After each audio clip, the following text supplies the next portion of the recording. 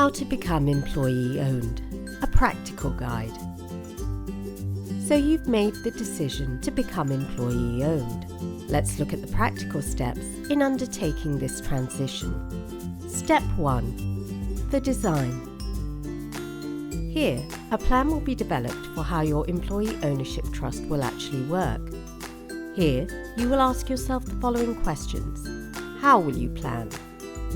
Do you want to plan everything yourself?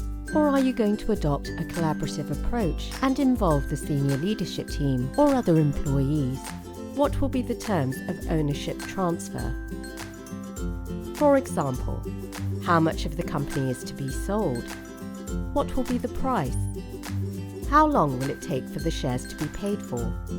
Will there be any other terms of the purchase, such as warranties? How will the trust work? So you'll need to think about who will run the trust. How will they make decisions?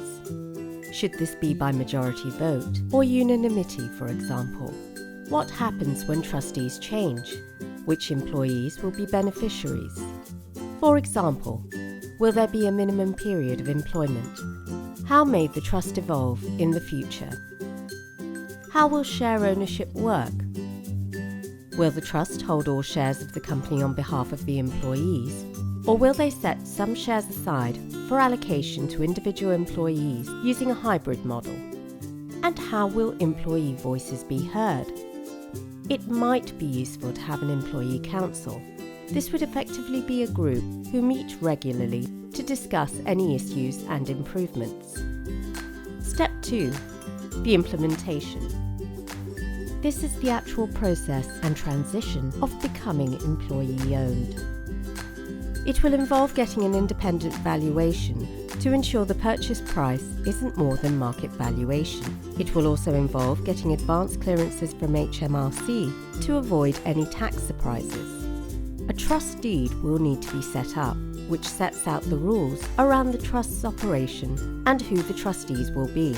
You will need to establish a share purchase agreement. This is a contract under which the existing shareholders sell their shares to the trust and details when and how they will be paid. You will need to update the company's constitution, commonly known as its Articles of Association. If there are going to be any other shareholders apart from the trust, you may need to have a shareholder agreement to govern the relationship between them. A clear communication strategy and plan on the transition with senior leadership and employees will be key. You will have an implementation timetable to cover the timing of key steps. Keep this as simple as possible and ideally allow at least 6 months from design to completion. The typical steps in the implementation include 1. Valuation. 2. HMRC clearance. 3. Draft, discuss and finalise main documents, share purchase agreement, trust deed, articles of association and shareholder agreement if relevant. 4. Communicate to senior leadership and employees. 5. Establish EOT and appoint its trustees. 6. EOT and shareholders sign the share purchase agreement. 7. Approve and sign all other documents, for example, the articles and shareholder agreement. 8. And finally, the company is now owned by the EOT.